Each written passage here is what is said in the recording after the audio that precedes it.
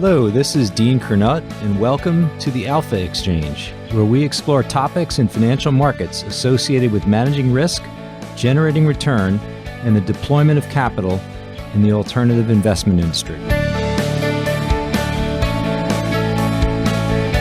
Getting her start in 2001 as the TIPS product was just a few years old, Gargi Chaudhuri has been a market participant in inflation-linked securities for more than 2 decades, a time over which she's developed expertise in a product that has become front and center to the unique risk dynamics of 2022.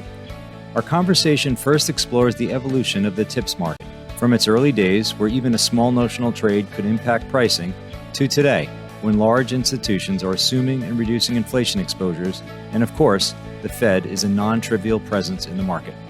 In this context, we discuss the relative prices of TIPS and nominal bonds, and the real yields and break-even levels derived from them.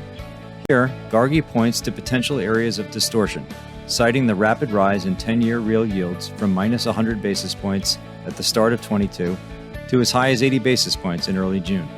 While disruptive, this repricing does pave the way for finding value in the asset class. We next discuss Gargi's work as head of investment strategy within iShares at BlackRock. With the mantra that staying invested is the North Star, she walks through the exposure shifts that can reduce volatility and drawdowns during bear market periods. Here she discusses using min-vol as well as other defensive sectors like healthcare that have good pricing power amidst the regime of elevated inflation. We finished by exploring the topic of decision-making under uncertainty and hearing what Gargi is more and less confident about. While feeling good about the various frameworks her team has built to understand inflation and flows, she's less sure about the changing central bank reaction function to incoming data. I hope you enjoy this episode of the Alpha Exchange, my conversation with Gargi Chaudhuri. My guest today is Gargi Chaudhuri. She is the head of iShares Investment Strategy Americas at BlackRock, where she's working closely with the firm's client base on portfolio construction and implementing BlackRock's family of products. Gargi, it's a great pleasure to have you on the podcast today. Sure, Dean. Thank you for having me. It's great to be here. Yeah, this is going to be a great conversation. There's obviously a lot of motion in terms of markets, and we're up against risk considerations that we haven't really had to contemplate over the last many years. So we'll have a ton to go through just in terms of how you're working with BlackRock's clients on implementation and portfolio construction. Let's get our conversation underway by learning a little bit more about your background and the path you took to arrive at where you are now. Tell us about how you got started in the industry. Sure. And to your point, lots going on in the market. And what is pretty exciting for me is, given my background, so I started as a bond trader in 2001 when I graduated college. And specifically, I focused on inflation-linked bonds. And obviously, if you're anyone that deals in the market these days, the trajectory of inflation is probably something that you're watching very closely. And the decomposition of CPI, which is something I've spent my career doing, is now on everyone's radar. So exciting time to be alive. But I started in the analyst class at Merrill Lynch, which is where I was for many years. And one of the great things about trading inflation-linked bonds or TIPS was that it taught you some very important lessons on liquidity. And I don't know if you've traded that market, but it is affectionately called, it obviously stands for Treasury Inflation Protected Securities, but given the lack of liquidity, especially when compared to some other risk-free assets, it's called totally illiquid pieces of you-know-what. So we're family-friendly on this program. We're family-friendly, exactly. But some very important lessons on liquidity, and then moved over to the buy side about 12 years ago. And I came to BlackRock in 2010 to be a trader and then a portfolio manager in global inflation-linked bonds. So really have been building out my career, whether it was on the sell side as a trader and a market maker, or on the buy side as a portfolio manager, and now an investment strategist focusing on multi-assets. So sort of a little bit more macro, focusing on obviously fixed income markets, but equities as well. Outstanding. And the TIPS market is very interesting. I have some knowledge of it, but certainly have not spent my career in that product set as you have. And it's obviously something that people look at a lot these days, not just to implement trades, but there's hopefully some pricing signals that come out of the TIPS market, one of which is this relationship to nominal bonds, nominal bond yields, and deriving a break-even rate. But at the same time, and I think as you're suggesting with the alternative acronym of TIPS, there are instances where the product can get somewhat crowded. And the crowding in, let's say, of public capital, maybe from the Fed, can complicate those price signals. Walk us through that. Just talk to us about the kind of evolution of pricing and liquidity in the TIPS market insofar as the Fed has now become an active participant in said market. So I will try not to take the remainder of the day to answer that question, I promise. But I do think there are some important points that you mentioned there. We have to remember, first of all, that the inflation-linked bond market in the US, it started in 1997.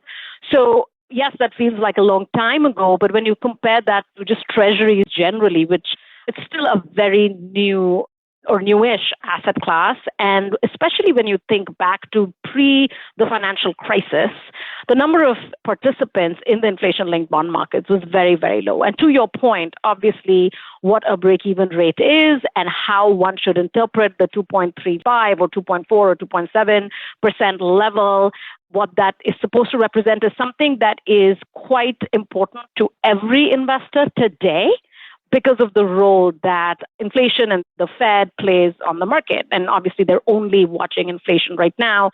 But historically, or at least for the first, I would say, 10 to 12 years after the inception of the market, I started in the market soon after. I probably traded my first TIP bond, I would say, in 2003, probably. And back then, because of the lack of participation, because of the lack of institutional participation, the lack of dealer commitment to the program, if you will, it was a lot less liquid. So you could really move the market with a very small, what we would now consider very social size, and that wasn't the case. And you do point to that the price action of one or two investors could really drive the markets. Fast forward, I would say, to the Fed starting their QE program, sort of being more active in the markets, more and more people recognizing the role that real rates play in the market and the signaling mechanism, especially when the Fed got involved during the financial crisis, the idea that their ultimate target was to bring real rates to negative territory. And that, I think, back in 2009 and 2008 was really the beginning of many other investors starting to focus. Now, fast forward to today. Obviously, inflation is really important. We've seen some massive moves in the inflation-linked bond markets in terms of where the break-even inflation rate that you spoke about earlier, which is the expectation of inflation out in the future. So if you're talking about the 10-year break-even inflation rate, the expectation of inflation 10 years from now, and it's very simply the subtraction of the nominal versus the real yield. And that's been moving around. And I think now it's a lot more fundamental in nature. I would say that, yes, there can be month-end related issues, or there can be one-off flows that can drive it if they're massive. But mostly, I think the inflation-linked bond markets today, given the participation, given the size, is much more akin to any other, if you look at the IG market or the treasury market broadly. I'm not saying that it's as liquid, but it's much more representative of the fundamentals. And the valuations do tell you something. The valuations do matter more so than they did when I first started trading in the market. So today, when you're looking at inflation-linked break-evens at a certain level, if you think it's too cheap at that level, chances are more likely that fundamentals have driven that and not entirely technicals. And I think 10 years ago, that could have been either or. Give us a sense, when we look at the TIPS market, we certainly know for the U.S. Treasury nominal market, there's a global array of players from sovereigns to, of course, corporates and hedge funds, and everybody in between down to individuals. So it's a pretty well-fortified market around the world across different asset classes. In TIPS, help us understand who are the natural buyers, who are the natural sellers, what is it that brings them ultimately to do a trade, and where does that equilibrium price come from? This is a very important question. I would say right now, if you look at just ETF flow into TIP, which is the iShares ETF for inflation-linked bonds, just the flow in and out of TIP or even the shorter dated inflation-linked ETF, STIP, a lot of that will be retail investors that are looking to take advantage of the carry in the inflation-linked bond markets. But I would also say that that's one type of investor that is taking advantage of inflation that they can actually realize by owning these assets in their portfolio, and they can do it in a very easy and in a very transparent and a very liquid manner. They can trade in and out of these ETFs very quickly. So that's one. But then when I think about, obviously, in my conversations with institutional investors, I would say historically, if you think about the ag, which many investors are allocated to, the ag hasn't had an allocation to inflation-linked bonds. Obviously, we know that the ag has treasuries and IG and mortgages, but it doesn't actually have tips. And what many institutional investors, pension investors have done is that they've created a separate allocation for inflation-linked bonds, and that would be outside of their traditional core fixed income portfolio.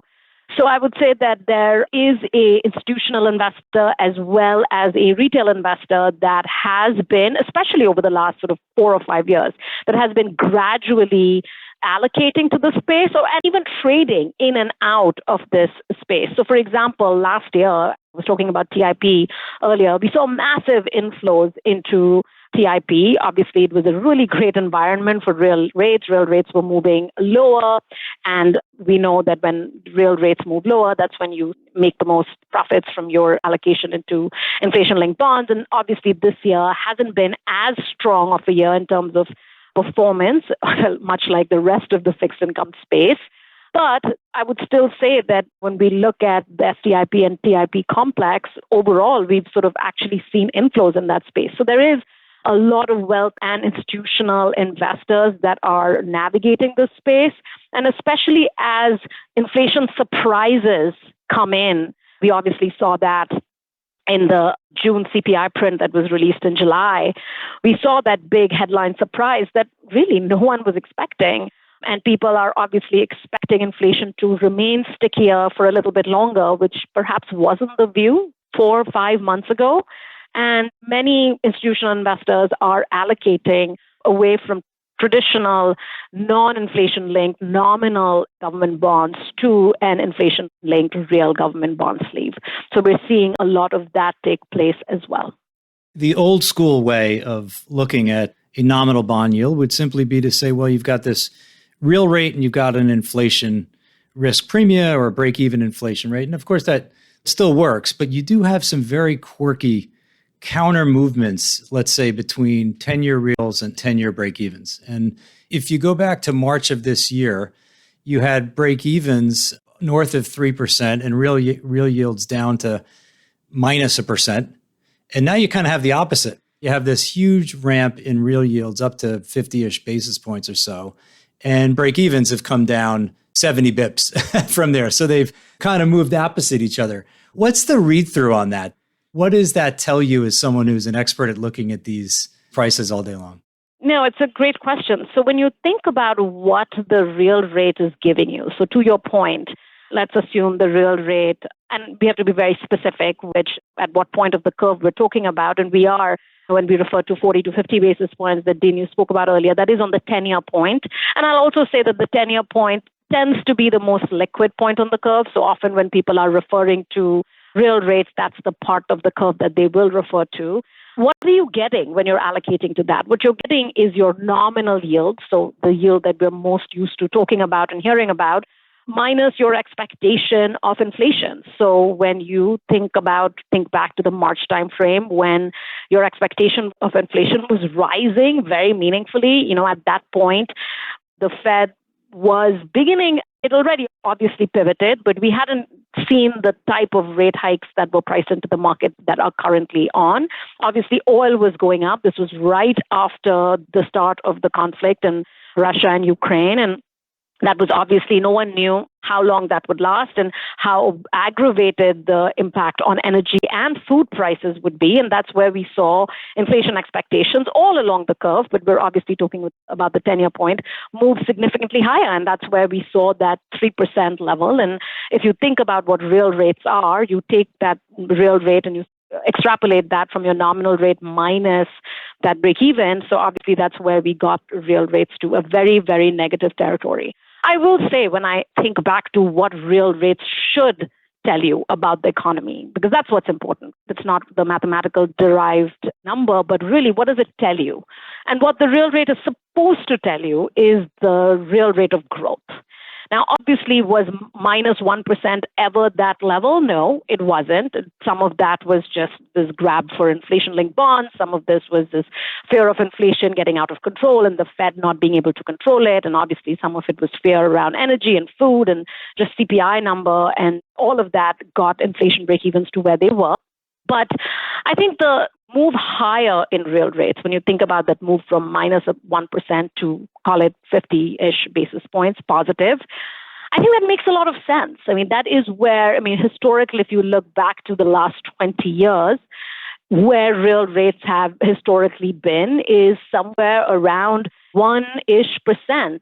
Maybe 1 to 1.25%. There have been periods where we've obviously overshot meaningfully. There have been periods where we've been in negative territory, but that 1 to 1.25% is where we've been. And I think this repricing back to positive territories actually, it makes a lot of sense. I think the -1 was what didn't make sense. And we all know why we got there. It was Fed, QE, and immense amount of stimulus that was in the economy for the last 18 to 24 months. And now we're repricing to some more reasonable levels. I'll also make the case that if we see real rates get back up to that 1 to 1.25% level, I think that's an amazing opportunity to get back into some of these bonds and sort of try to allocate to that, because I think that's value. That's going to be value. Similarly with 30-year real rates, them getting back to that 1.5% to 2% level, I think that's where you want to own that outright. But certainly at today's level, I think it's a little bit more normalized and we're getting closer to, but not quite at pretty attractive levels. You mentioned the Fed, and of course the Fed has got a war chest of nominal and inflation-linked bonds, but the nominal bond market is just much larger. And I believe on a percentage basis, at least from a recent issuance standpoint, they have been a bigger percent of the TIPS market than the nominal market. You know that a lot better than I would. What's the path of normalization in terms of the Fed's balance sheet and the potential impact on the pricing in TIPS markets?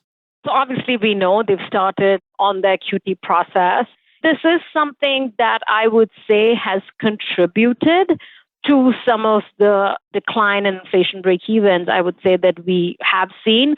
Mostly there are other drivers as well. There's certainly the decline in energy prices. There's certainly the Fed turning meaningfully hawkish in their forward guidance and in their just the surprise rate hikes that they have done so far, the 75 basis point move that they did in the June 15th meeting for sure. So I think there have been a slew of reasons that have weighed on the level of inflation break-evens, but certainly the quantitative tightening process is one that we have to consider.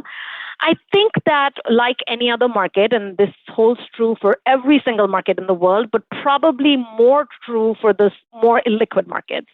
I think when the technicals, and this could be, in this case, this could be the Fed stepping away, or it could be any other large buy or sell activity in the markets, I think when that stretches the valuations one way or another for too long a period of time, we've all been in the markets, we know that it can happen longer than we can be solvent, but eventually fundamentals do matter. Eventually fundamentals do come back to have an important role. And I think that's hopefully, if a time comes where, let's say, inflation break-evens on the 5-year or 3-year part of the market gets to some levels that are indicating a technical seller, but not really a fundamental driver. So let's say for 5-year inflation, if that gets back to let's say 1%, 1.5%, I think that fundamentals will eventually matter because none of us are forecasting 1.5% inflation for the next 5 years. And that could happen, but that's not in our forecasts.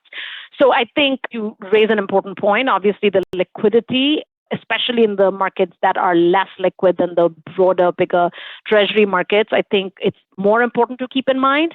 I'll also say certain times of the year, I think the summer, which is the period that we're in right now, with more people being out, illiquidity is a little bit more persistent in the marketplaces, and there can be big moves one way or the other, and they can last for a few weeks.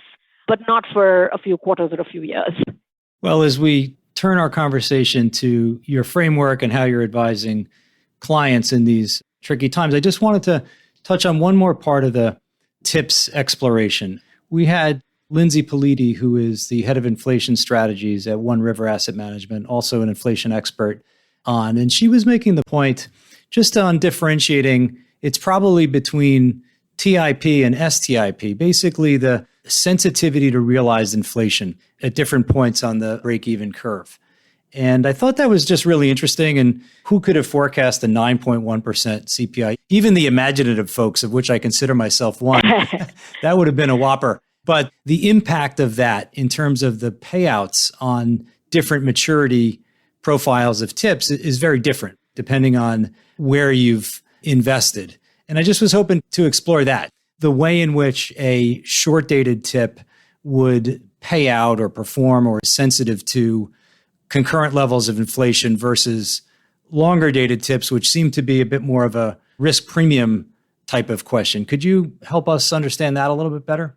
Absolutely. But before I do that, I will make another observation, which I think is the one that often gets lost when we talk about the inflation-linked bond market. So there are two ways to think about it. First is talking about it on real rates, which is what we were doing earlier when we talked about the 50 basis points and the negative 100 basis points, and an allocation to the asset class on a real rate basis, which is what one would do when you buy a mutual fund like BPRIX or you buy TIP.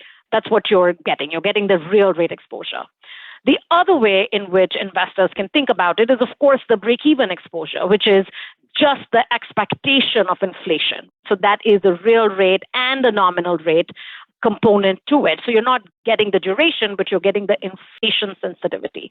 So I think this is the part that often gets lost in some of the conversations. Obviously, Dean, I know you know about this, but I do want to make sure that everyone that's listening differentiates between, am I making a real rate allocation based on real rate levels, or am I making a call on the trajectory of inflation between now and the next 2 years, 5 years, 10 years? And obviously, based on your answer, you might want to do that on a real rate level or on a hedge level with the break-even exposure. One obviously has more duration sensitivity, one has less, but also gives you just that pure inflation exposure. So having got that out of the way, so when we think about STIP or TIP, which are the two that give you exposure to the full benchmark or just the 0 to 5 year benchmark, when you're focused on the more near-term inflation-linked bonds, so when you're focused on STIP, which is again up until 5 years, every single CPI print that comes out every single month,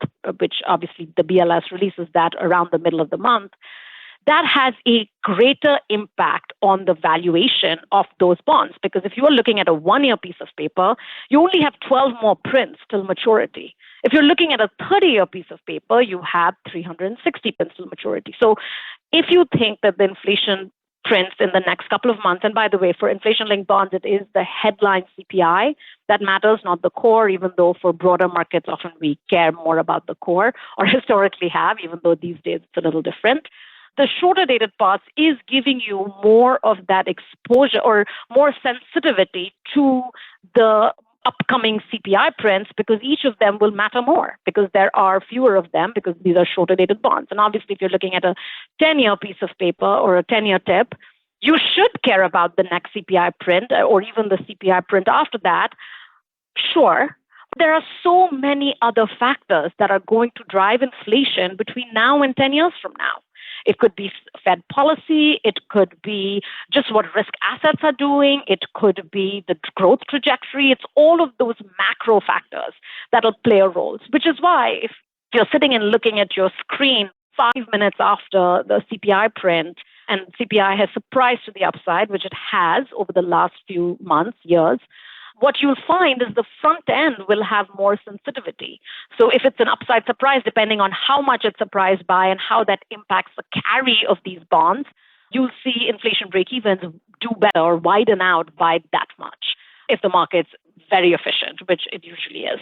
And obviously for the 10-year part, many other factors. So yes, the CPI print, but you'll also, if on the same day as a strong CPI print, if equity markets are down 4%, because the expectations for the Fed to come in and be a lot more aggressive is suddenly picking up, then you're going to find that the 10-year part of the inflation market may react more to that risk-off characteristic in the market rather than the CPI print, because that one CPI print will not make a difference to the valuation of the 10-year bond.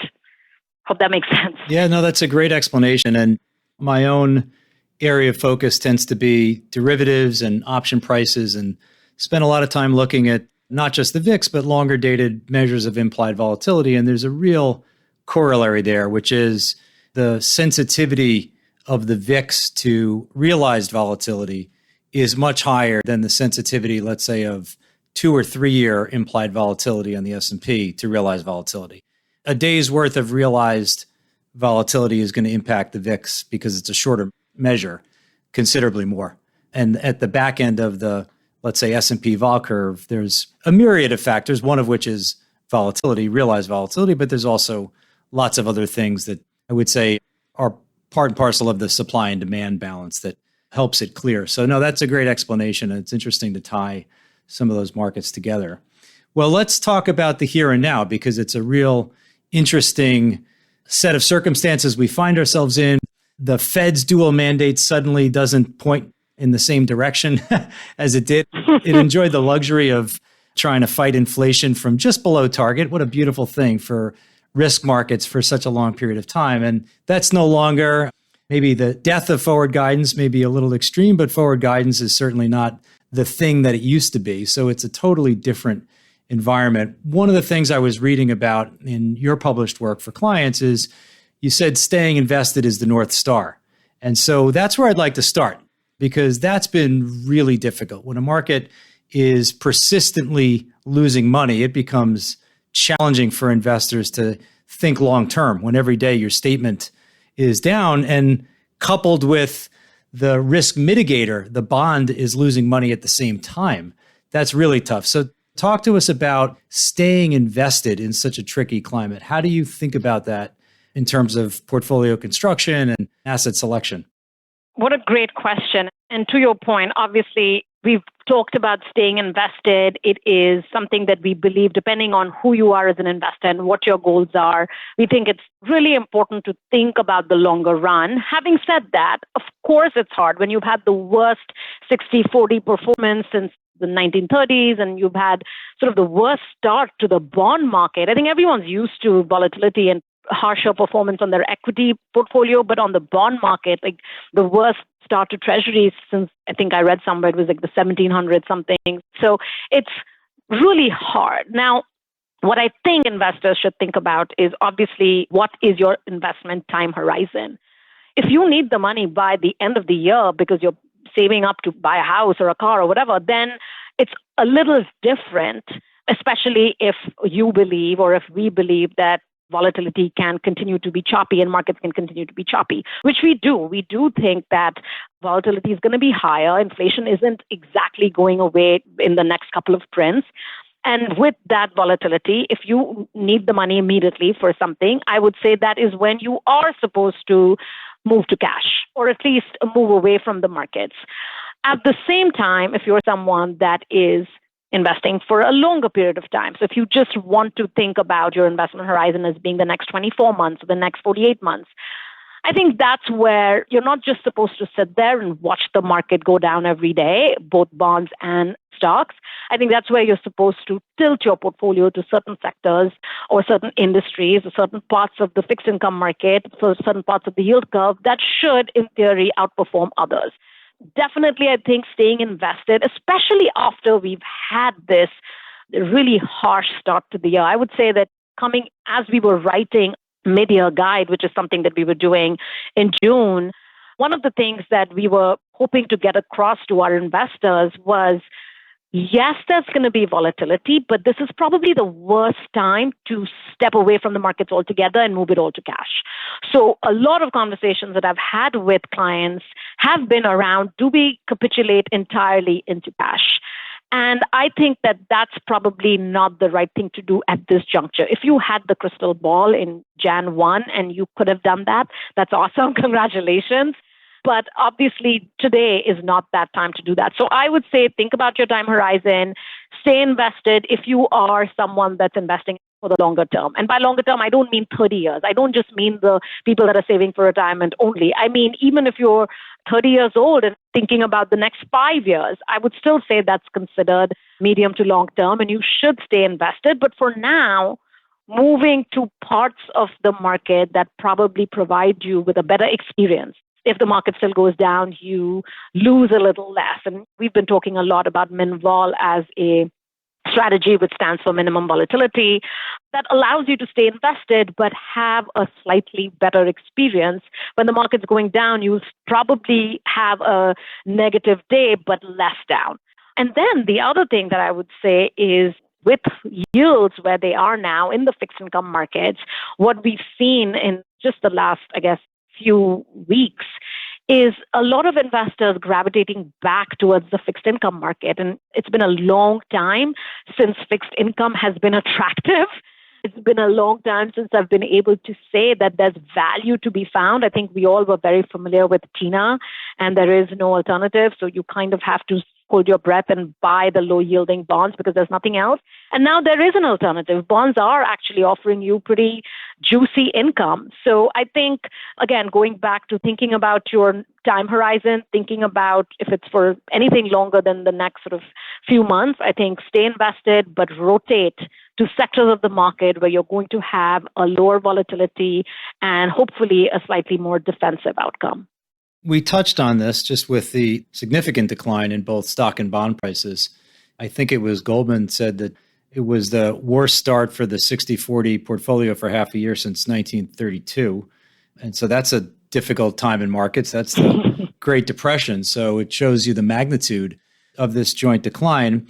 To me, what's so interesting, and I do feel like this was an accident waiting to happen. I've seen this published before, and I always found it really compelling, which is, look, there's clearly times when the stock market has been pricier than it was last year or the year before. We had probably gotten extended to some extent, certainly in parts of the market, tech stocks and companies that really didn't earn a lot of money. You might have even called certain parts of it really bubbly, but you said you started in 2001. Frothy, yeah. Your start in 2001 was coming off an epic tech bubble. So equity valuations had certainly been more stretched than they were, let's say, last year. And bond valuations probably were at a given point in time as well. But it was the joint richness of these two together that were in the 100th percentile. And AQR has published some really good research on this. And I think that, to me, is interesting. And this is where I wanted to go with it. The stock market has effectively taken on some of the characteristics of the bond market. It has increased its duration in a large way. And a lot of that is just these tech stocks for which what you're paying for is growth to be realized out many years, discounted at zero rates last year. So it made sense to value these. What you're arguing for now is a pull forward of cash flows in the equity portfolio. And I'd love to explore that. I think what you're saying is limit the duration, the bond market sensitivity of your portfolio. Maybe min-vol does some of that, but I'd love to get you to talk a little bit more about what you're thinking there in terms of sector and style class allocations. Definitely. We talked a little bit about min-vol, and we can certainly revisit that. But I think that there are other sectors and industry allocations that could make sense, and especially if you're thinking about sort of the next 3 to 6 months. Where can you rotate into while also remaining invested? I think that's how we're thinking about it. And then I'll speak about fixed income for a second. This is where we looked at all of the defensive sectors. As soon as we, the investment strategy team that I'm a part of, as soon as we realized that this is going to be an environment where the Fed isn't really going to stop this strategy that they've started on, where they are really trying everything that they can to bring down inflation. And to the extent, whether or not they actually realize this 3.25% or so that's priced into Fed funds for now, whether or not they realize that, they're certainly going to speak that way. And what that obviously means is at some point, we're going to, whether or not we enter into a technical recession or an actual recession, the market's going to trade like that because the markets are forward-looking. So you rotate to defensives, which makes sense. But then where within the defensives? Because obviously a lot of people, we look a lot at flows and look at positioning. And obviously the move towards defensive has begun. This is where we actually looked at certain sectors or industries within the defensive sectors which have good pricing power. Because the inflation story is also another really important one, which we think is going to stay with us for the next 2 or 3 years, or at least it's going to stay at a level that's way above the pre-pandemic 2% that we got used to.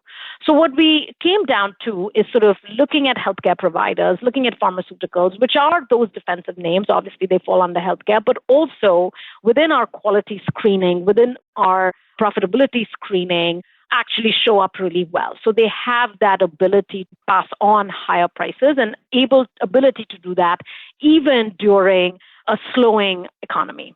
Now, moving to the second part of your question, which was around the duration and the pulling forward of the duration. Look, I mean, obviously, we've priced a lot into the front end of the market. We've priced in a lot in terms of where the Fed will go over the next 6 months. And then, of course, at this point, we've also priced out some of that for 2023. I don't want to get too much into the nuance of 1 year versus 1 year forward, even though there are some nuances there. What I will say is that at this point, and perhaps none of us had expected Fed funds to get to 3.5%, but at this point, it does feel like a lot of it has already been priced in, which is not to say that there won't be periods where the Fed can still surprise us, but I think we're closer to the end than to the beginning. So more of the move in fixed income has already happened. Can we see a 3.25% on the 10-year yield? Absolutely. But can I see another 150 basis point move? I don't think so, because I think the Fed has to pull back on their aggressively tightening narrative, because they're going to, at some point, have to tilt towards the growth side of their mandate again, as opposed to the inflation side of the mandate. So what that means is there will eventually come a time where you are going to rotate back to some of the growthier parts of the portfolio, which will do well in a more stable interest rate environment or a declining interest rate environment. It's not quite today, but we're definitely, like, as a team, we're working on our shopping cart, if you will. What are the quality parts of the tech market? What are the high-yielding cash flow parts of the tech subsector? Obviously, we look at my role, my team and I look at iShares and how you can use iShares for your asset allocation. And you can be very, very nuanced about it. You can pick very specific either factors or thematics or industries to represent a view about the market. It doesn't just have to be broad S&P 500. So what we're working on now is sort of preparing, and I don't think we're there yet. I don't know if that's an August or a September situation. I still do think that the data is going to get a little bit worse before we have any kind of pullback from the Fed. It could happen towards the end of this year, perhaps. But I think what you're supposed to do is get ready to dip your toes back in, back to growth, back to actually quality growth, which will outperform in that environment. So we're certainly in the more defensive camp now and looking at defensive industries which have better pricing power. And at some point when we think we've seen the peak in rates and real rates, more importantly, that's where we'll go back to owning the duration assets within the equity world and perhaps even duration assets in the fixed income world. Well, you mentioned iShares. Of course, at BlackRock, you've got this unique seat where you're devising strategy, but also able to get a front row seat on the flows themselves. And I'd love for you to just speak to what you've seen. There's the basic ETFs like Qs and SPYs, but as you mentioned, there's all kinds of sub-style ETFs with different risk attributes. What have you seen and how have the flows informed your views on where things might be going? I would say that my team broadly, I run a bigger team of investment strategists and a team of market coverage specialists that really do a lot of work around looking at flows and building out our own sentiment indicators. And every month we write a piece called Flow and Tell, which tells a story around flows that is prevalent in iShares, but also the broad ETF and mutual fund space. The first thing I'll start with is just saying that despite the 60-40 performance that we talked about earlier, we talked about how it's been the worst years for many, many decades. I think you said 1932. The flow into ETFs has actually been pretty tremendous and positive. So when I look at the numbers till the end of last month, so for the first half of the year, equity ETFs recorded about 200 billion in inflows, which is just immense, despite the fact that within that time, and this was before the market reversed a little bit, we did enter bear market territory. So I would first say that inflows have been incredible, but it's also been inflows in equities as well as fixed income assets. So investors moving actually into the front end of the curve in fixed income and into the equity market in general. And then one of the other things that I think has been fascinating is how investors have been rotating their sector allocation. When we came into the first couple of quarters, there was a huge focus on looking at value. And that was the beginning of the value growth rotation, and there was a rotation more towards value.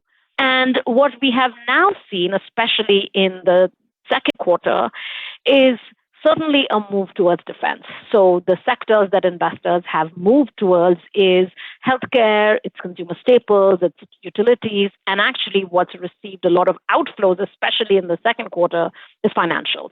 From a factor standpoint, some of the value move, and from a sector standpoint, it moved away from what is a value sector, obviously financials, banks, and we saw that move. So I thought that was really interesting. The other area that I would say that has been pretty interesting to watch has been commodities. And some of this will obviously make sense to you. Coming into the year, we had the very tragic and unexpected war, and everyone recognized that there would be a period of time where energy prices and food prices could remain elevated. So broad commodity indices actually experienced a lot of client questions, but also a lot of inflows. And I would also say that some of that is turning away. Some of that is going back into perhaps gold instead of broader commodity baskets.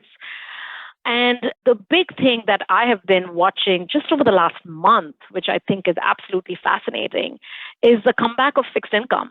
So if I think about May and June, it was all about a flow into short duration products. So it was all into the front end of the curve, front end of inflation-linked bonds, sort of 0 to 3 years of the treasury curve as more and more yield came back into the market and 2-year yields got up to above 3%. And now, just over the last month, some of that is extending out duration. So we're seeing investors get very involved in extending out duration to sort of the 7 to 10 part of the curve, or even 10 years and longer, and coming back into investment grade credit and even dabbling into high yield credit. And actually the high yield story has been pretty interesting because there was a huge amount of outflow in the first half of the year, and that's turning into a more positive story for high yield, at least for now. And that's only 1 month. That's the July picture. So it's still too early to really call that a trend, but definitely a gravitation towards income has been the story of July, which has been fascinating to watch, which was not as pronounced the first half. It was much more around short duration.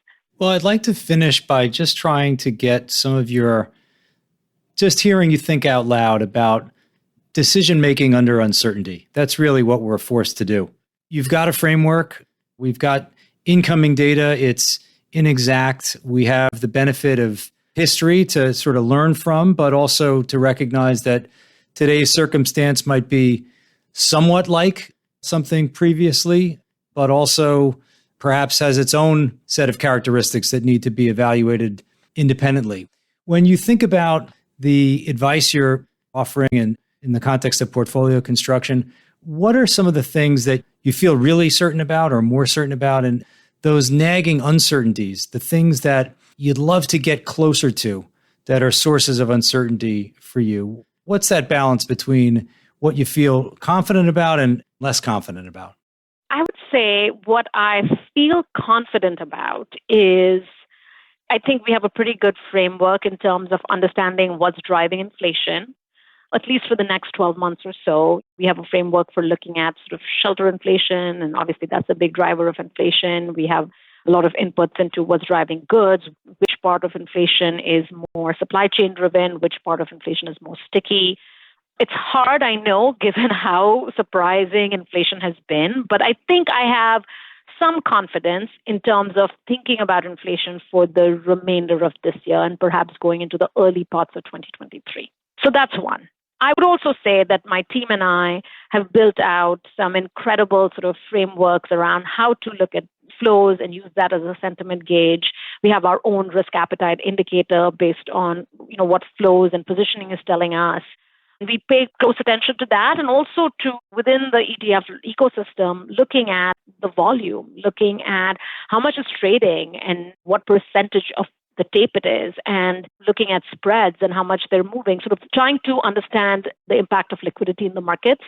And I would say that is something we pay close attention to and have a lot of faith in terms of how telling it is. And that's true of everybody. But I think that we have some indicators that we have built that have been quite good so far, I guess.